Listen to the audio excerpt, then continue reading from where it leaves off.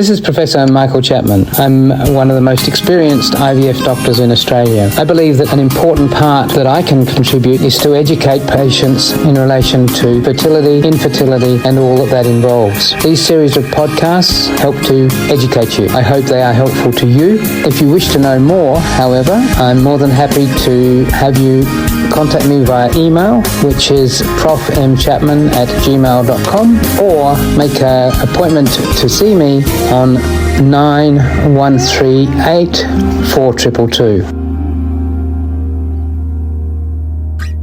So, Prof, there's an article that was written in Medical Dialogues, and it says about 1 in every 5 women become pregnant naturally after having a baby conceived with IVF. Would you like to share your thoughts on that? Yeah.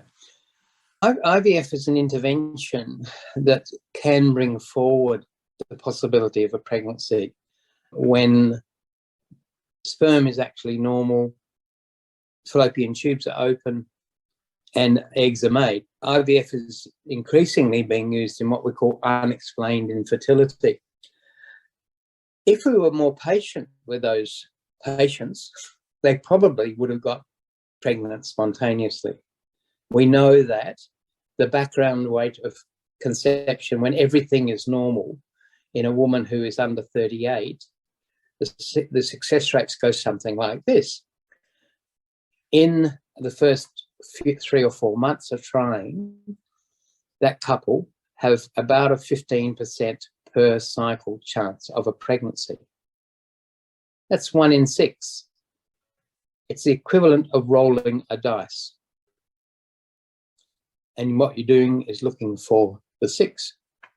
And we've all rolled dice in preparation for our Monopoly game or whatever, and we don't get 6s because that's what random chance does.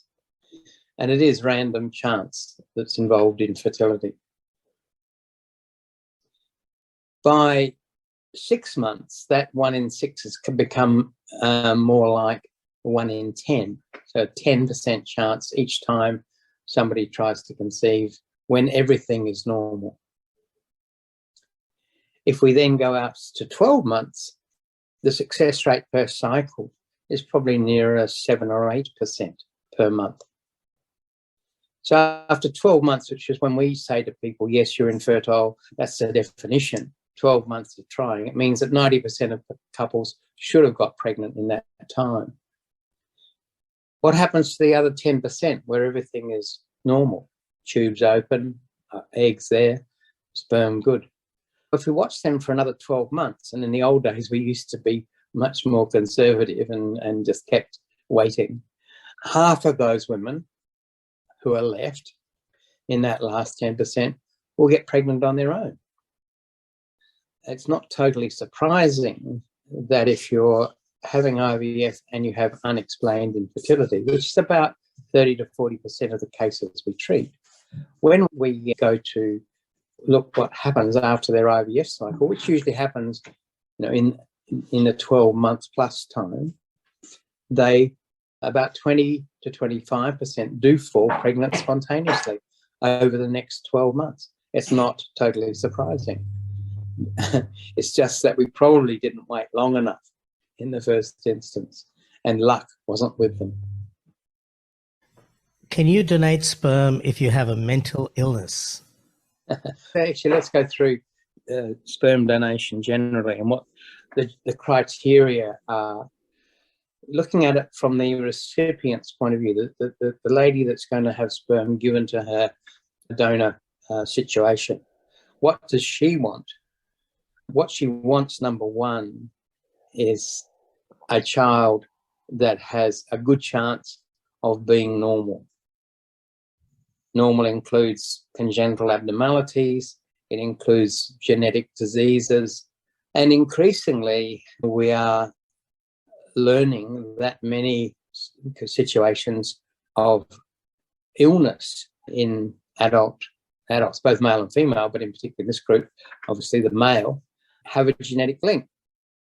So what we want to do with donors is to exclude those genetic abnormalities or that could be handed down to the child.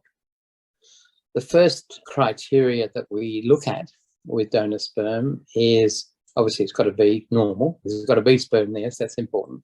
But in the donor, we go looking for genetic disease. These days, and we're recommending this virtually for all couples who are considering conceiving a child, is looking for genetic abnormalities that might occur. So there's a prenatal genetic screening test, which looks at about between 500 and 700 mutations on the chromosomes that they may carry. They don't affect them, that individual as such, but if the donor or the male has the same genetic mutation, the combination of two of these abnormalities may produce an outcome which may lead to mental retardation or some congenital abnormality and ultimately early demise. So we want to exclude those. So all donors get that screening. And don't forget that you can access all the previous episodes by going to our website www.theivfjourney.com and select IVF Journey podcast from the navigation menu.